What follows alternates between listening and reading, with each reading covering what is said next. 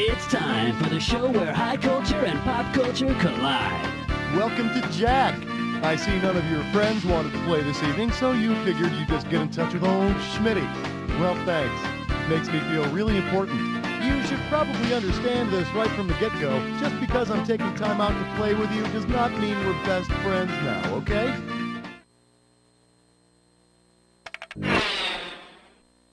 One. Coming at you. In sports, sidekick means bench warmer. You get this one, you pocket $2,000. All right, I hope you brought along your little buddy to help you out in this here Sidekicks episode. And I hope your little buddy knows a thing or two about sports. What professional sport do the Dallas Sidekicks play? Indoor soccer, hockey, basketball, or football? Very clever. Sidekicks. Right, I get it. Must be soccer, of course. Indoor soccer. Man, I'll tell you, there are so many pro leagues these days. Soon, every single person in the country will be a pro athlete. Two. Up next, Highway to the Heavens. I'm gonna make this one $1,000. Hey, do you remember BJ and the Bear? The TV truck driver and his monkey sidekick? Boy, I wish I didn't have to pay property tax. Imagine this. BJ kicks the bear to the curb and gets a new shotgun partner, the constellation known as the Great Bear. What would this new show be called? BJ and the Little Dipper, BJ and Taurus, BJ and Ursa Major, or BJ and Orion? Ursa Major or the Great Bear. You know, Ursa Major, I've been thinking, let's make the next food stop something light, like Subway. Okay, steak and shake again, stupid bear. Three. Here's a little something I call Ozzy and Lita, the Home Appliance Tour. You get this one right, you get 3,000 greenbacks. Oh man, remember way back in the 80s when Ozzy Osbourne and Lita Ford recorded that bitchin' duet, Close My Eyes Forever? Yeah! If Ozzy and Lita teamed up again to form a bimetallic strip, what helpful function might they serve around your house? Regulating the thermostat on your furnace, operating your electric blanket, toasting your bread to a golden brown, or ensuring proper functioning of your freezer.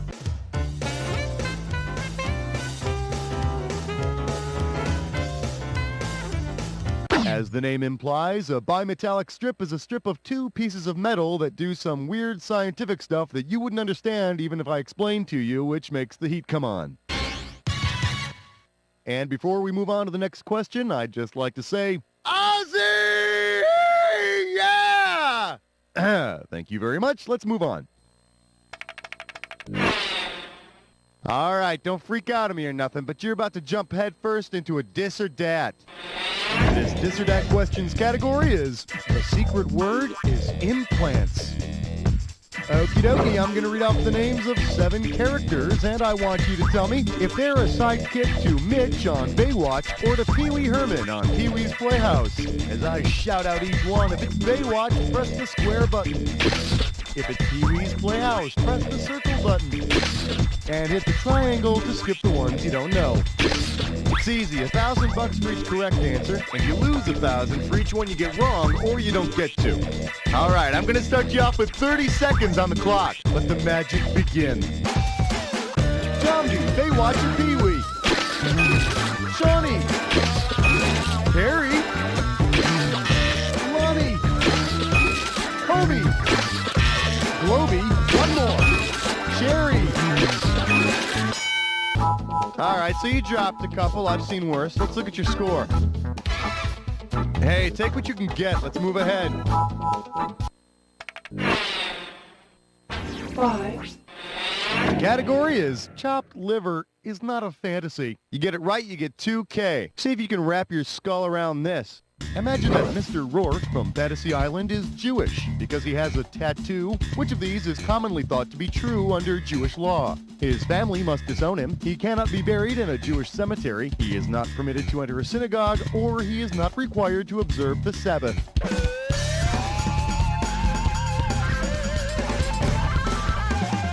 I'm sorry, you cannot come in here with a tattoo. But you can come in here, little fella. Baruch atah Ad Hashem. Let me show you what I would have picked.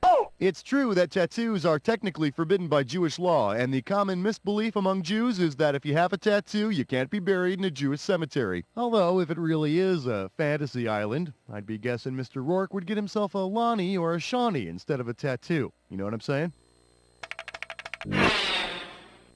6, This category is, what's a banana's motivation? How does $2,000 sound? Heads up, here it comes.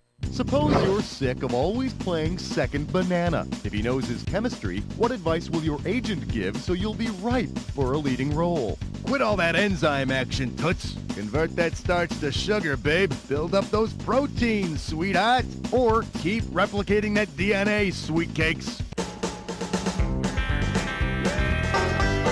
When fruit ripens, it converts starch to sugar. So if you do the same thing, you'll be a star. And soon you'll be starring in such fine films as Going Bananas 2 and Herbie Continues to Go Bananas. 7, The category's gonna be The Adventures of Johnny Question. $2,000 for a correct answer. Let's see how you handle this one. Because his name is Haji, what can cartoon adventurer Johnny Quest assume about his friend? He's afraid of wolves, he has a skin rash, he's a magician, or he's been to Mecca. In Islam, Haji is the name given to a person who's made a pilgrimage to Mecca, so Johnny could safely assume Haji's been to Mecca. Now, you know, if I were Haji, I probably would have stayed in Mecca. I mean, what's the point of battling mutated lizards, ex-Nazis, death rays? Plus, you got to put up with that blonde punk kid and his dad. Forget it.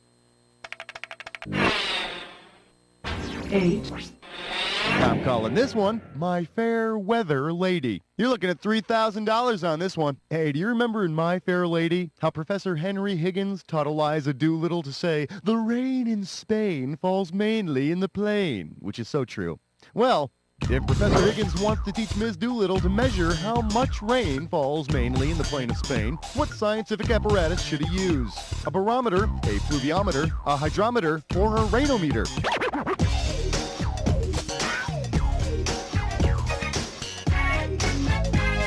A hydrometer measures the specific gravity of liquids. In other words, it tells you how much a certain volume of liquid weighs. I figured that out myself. Well, that'll make an exciting story, won't it? A pluviometer is a device used to measure the depth of rainfall. It can also be used as a tongue twister. Pluviometer, pluviometer, pluviometer, pluviometer, pluviometer, pluviometer, pluviometer. Okay, I think I made my point. 9, This one's called They Go Together Like Babbling Idiots. I got $2,000, says you don't know this one. Hey, you've seen the movie Grease, right? Or the musical, or heard the soundtrack over and over and over? Well, according to the lyrics of the song We Go Together, what do Sandy and Danny go together like? Yippee yippee yip shoo-ah shoo-willy woo, chang chang changity chang shabop, rama lama lama kadingity kadingadong, or na na na na na yippity dippity doo.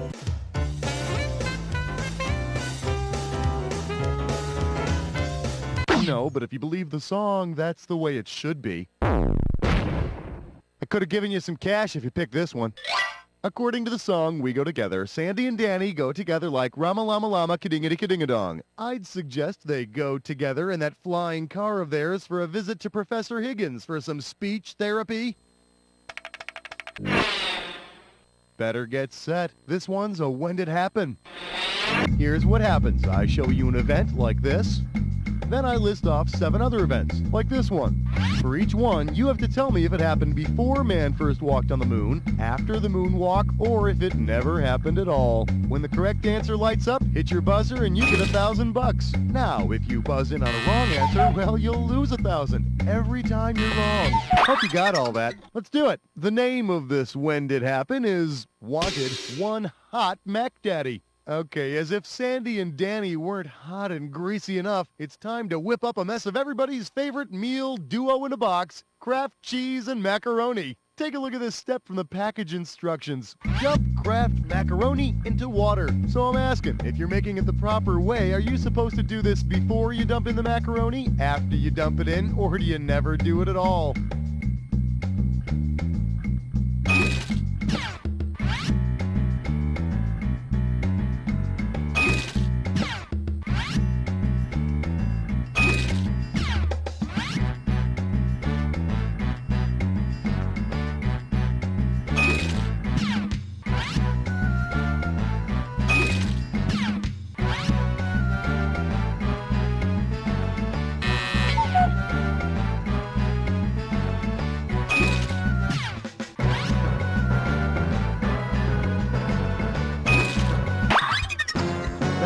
do it.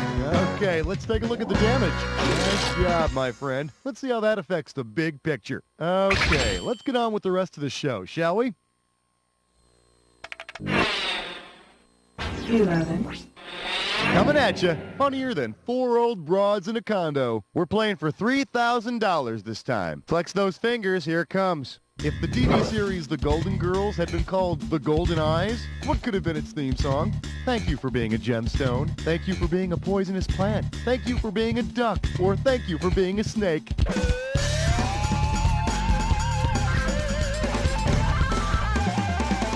Thank you for being a snake. Yeah, I get that a lot. Does this ring a bell? Golden eyes are a type of North American duck with bright yellow eyes. They walk a lot like Sophia. 12, Up next, just effing around. And this one's going to be worth $3,000. Okay, I have in my hands a very, very old help wanted ad from about 1763. Stupid 18th century English. I can't tell the difference between the F's and the S's. Oh, great. All right, here it is.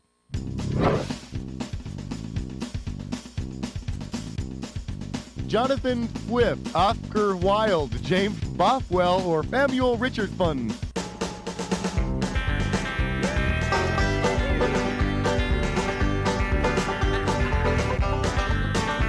James Boswell must have answered this ad because he's famous for writing Samuel Johnson's biography and being his pal. And all those people who mixed up their F's and S's way back then, they can all go suck themselves. 13, Here's a little something I call muskrat love be not for landlubbers. Get this one right, you get $1,000. Okay, what's up with Captain and Tennille, huh? Captain always gets top billing over Tennille? Hello? Say Tennille wants to outrank the captain, huh? How about it? According to the U.S. Navy, what should she change her name to? Ensign Tennille, Admiral Tennille, Lieutenant Tennille, or Commander Tennille?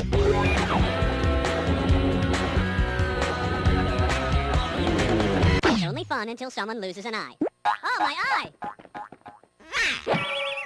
The correct answer is Captain and Admiral Tennille. Admiral, we're being attacked! Captain, calm yourself. There's no vessel on the high seas that can withstand our appealing mix of light pop and ballads. By God, I hope you're right. 14, The category is It's Mr. Bell Calling for a Mr. Harry Pitts. And this one's going to be worth $2,000. So you probably know that Alexander Graham Bell made his first phone transmission to his assistant, Mr. Watson, right? Suppose Mr. Watson tired of Alexander Graham Bell phoning him all the time, so he got caller ID to screen his calls. What could Bell then dial to block Mr. Watson's caller ID? Star 67, star 69, 911, or 1010-321. Here's a little tip for you. If you don't want your number to show up on someone's caller ID, dial star 67 before making the call. Of course, since Bell was just in the next room, Watson could have just walked over and smacked him in the head with a croquet mallet.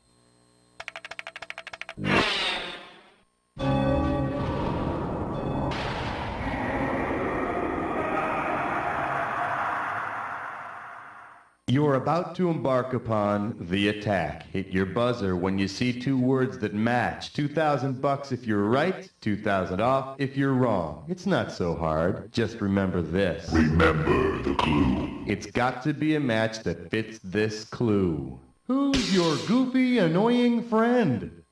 I like to call him Lil Schmitty, if you must know. Have fun.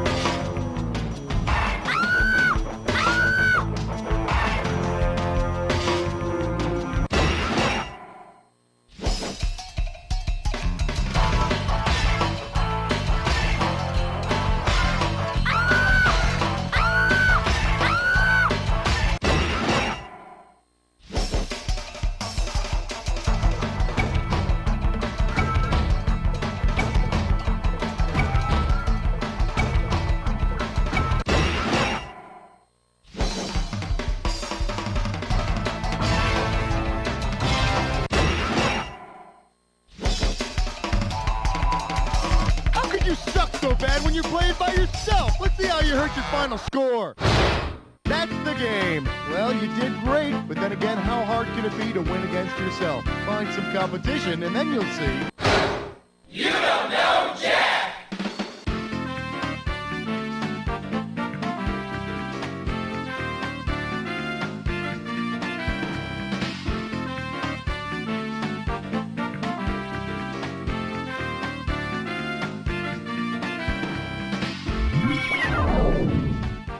In order to play again, you will have to let me know.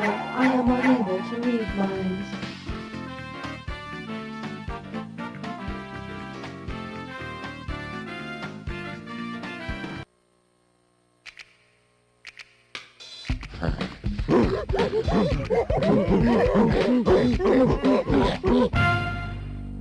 Everybody in gorilla costumes. Fingers. I love them. They're great. I use mine every day. And so should you. Fingers! Brought to you by the Finger People.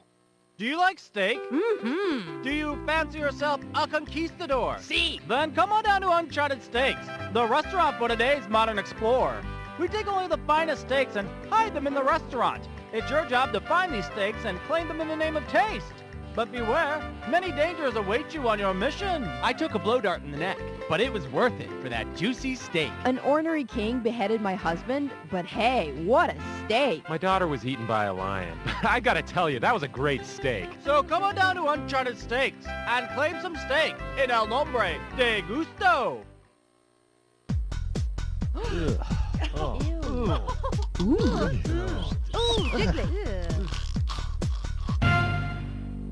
Everybody in assless chaps.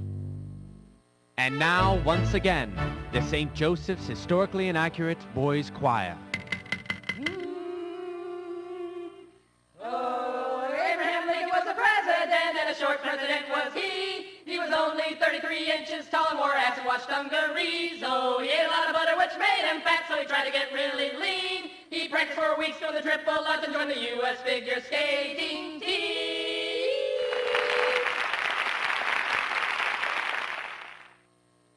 At WTEU, we're keeping Last Tuesday alive. Hey, remember last Tuesday? Doesn't seem that long ago, does it? Those crazy clothes? What were we thinking when we wore that? And the ridiculous hairstyles. I hope those never come back.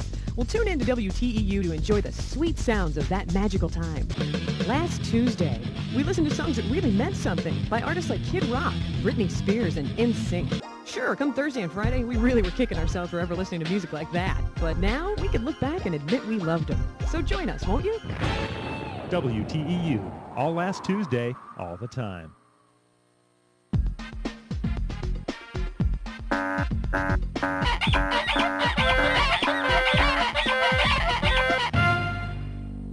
Everybody in clown shoes.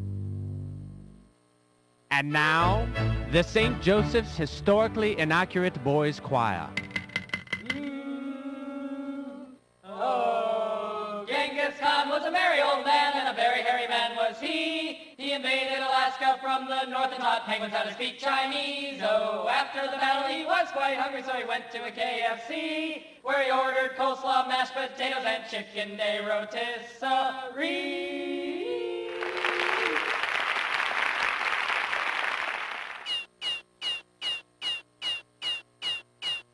Wow.